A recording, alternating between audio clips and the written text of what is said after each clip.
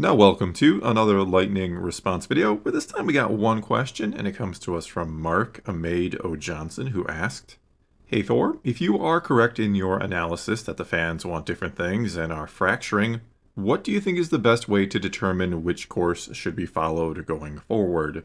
The one with the higher box office/ratings?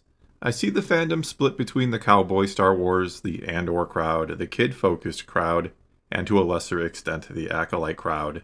Ultimately, the money and overall storyline is going to have to focus on one path because of limited resources, or should the developers be trying to create products that have something that will appeal to all groups at once? And this is the million-dollar or multi-billion-dollar question, isn't it? What do you do with this franchise that has a fan base that is so fractured, where so many have very strong opinions on what it should be, or maybe what it shouldn't be, where everybody seems to want something different out of Star Wars? And first of all, I do think, thankfully for them, there is a lot of overlap, that not everyone or most fans don't just fall into one camp or another. They can and will like different things, different types of Star Wars. For example, I love Andor. I think it is amazing, but I also really enjoyed Skeleton Crew. I thought it was excellent for what it was or what it was trying to be. And I've enjoyed the majority of the animated stuff that we've gotten in the Disney era. Stuff like Rebels and Bad Batch and Clone Wars Season 7, most of the Tales stuff. The only real miss in that department, in the animation department, has been Resistance. That was just really bad.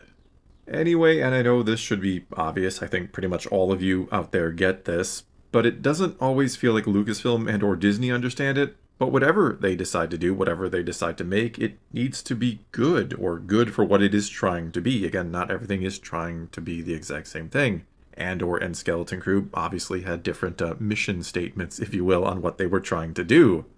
Basically, fans want to see maximum effort out of whatever they decide to make, not them cutting corners because they decided to use a legacy character like Obi-Wan and fans are just going to watch it regardless, so let's half-ass things and not make it very good. Again, whatever it is, whatever they decide to make, whatever direction they decide to go, whatever type of Star Wars it is, it needs to be good, because if it is, no matter what it might be, there's a much, much, much better chance the fans are going to like it, simply because, yeah, it was good. Even if it's maybe not exactly what they generally want or expect, or even thought they would ever want, or ever would have asked for in the first place. With Andor being a perfect example of that. There's not a lot of fans who, back in the day when they first announced it, were like, oh, awesome, Andor is getting a show. Or ever would have thought it would be the best thing out of Star Wars maybe in a very long time.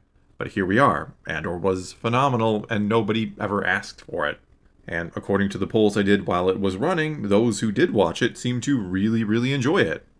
Though that said, there were plenty who also didn't watch it at all, or said they had no plans to ever watch it. And so I do think Andor has potentially complicated things for Disney and Lucasfilm going forward with Star Wars, because again, there absolutely does seem to be plenty of fans out there who really liked it and would love more of it, or more like it. It also has critical acclaim, the critics by and large seem to praise it, and it's likely going to pull in some awards when award season comes rolling around, maybe quite a few of them. But it doesn't necessarily have the most fantastic viewership numbers. They're not bad, mind you, but what we've gotten so far, what we've seen so far, they're not that great. They're not on par or close to it with The Mandalorian. Not to mention the show was very expensive, clocking in at around $645 million for both the seasons.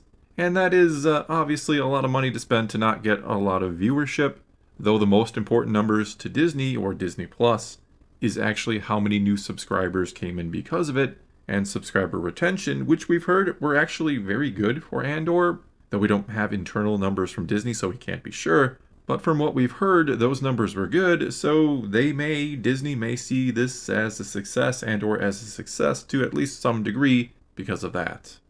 Still, that doesn't change the fact that, no, not a ton of people seem to watch the show, that more people seem to be interested again in stuff like The Mandalorian or Kenobi had much better viewership numbers, which is why we're getting a Mandalorian and Grogu movie in just under a year now. And yes, that one is really happening. It is done filming, and it is well into post-production. Barring something crazy and unforeseen, that movie will come out, though I do understand any skepticism people may have because it has been almost 6 years since we got a movie, and there have been many announced or promised in the meantime. Anyway, yes, the Mandalorian and Grogu movie will come out next May, and it's going to be very, very interesting to see how that film does at the box office. Because if it doesn't do well, and if, say, Ahsoka Season 2 doesn't do very well on Disney Plus next year, and the first season did decently, according to the numbers, not to mention it got greenlit for another season, so that must mean behind closed doors Disney was happy with it. But if those two projects don't do well, I think the Mandoverse time period, as many call it, I think it may be dead, as in no more shows or movies will be made in it. In fact, we haven't heard pretty much anything about the Dave Filoni movie that was announced at Celebration 2023, the one that many believe and seems likely to be a sort of culmination movie for the whole Mandoverse. I really don't think that film happens unless those two aforementioned projects, especially the Mando and Grogu movie, unless they do very well. We've even heard reports or rumors that the life of the Filoni movie is indeed in the hands of the Grogu and Mando movie, that if it doesn't do well, Filoni doesn't get to make his film. Either way here, assuming what we've heard is to be believed and that nothing drastic is going to change in the near future, like Kathleen Kennedy stepping down, which is supposed to happen by the end of the year, even she has confirmed she will be leaving soon enough, and the hunt for a replacement is in progress as we speak.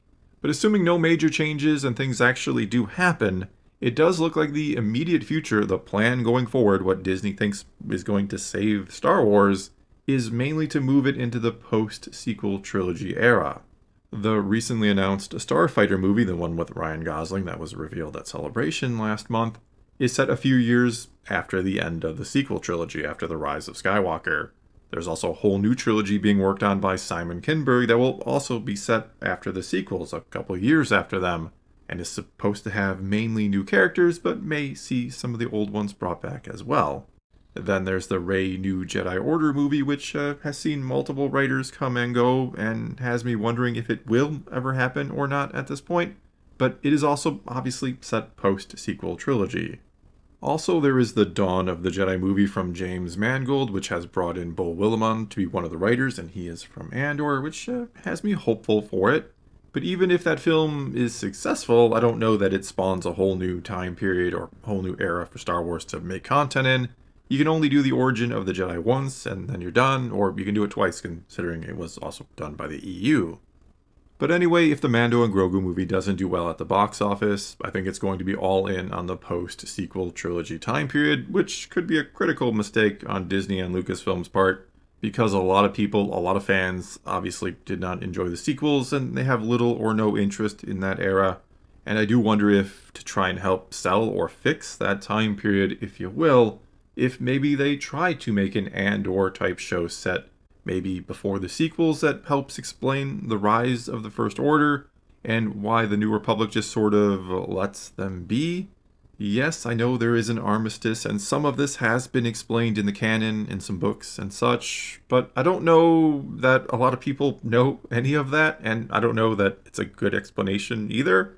And so maybe they look at Andor, see what it does not only for Rogue One, but the whole original trilogy, how it kind of shows how horrible the Empire was and how great the sacrifice of the rebellion truly was, and thus I would argue enhances the original trilogy.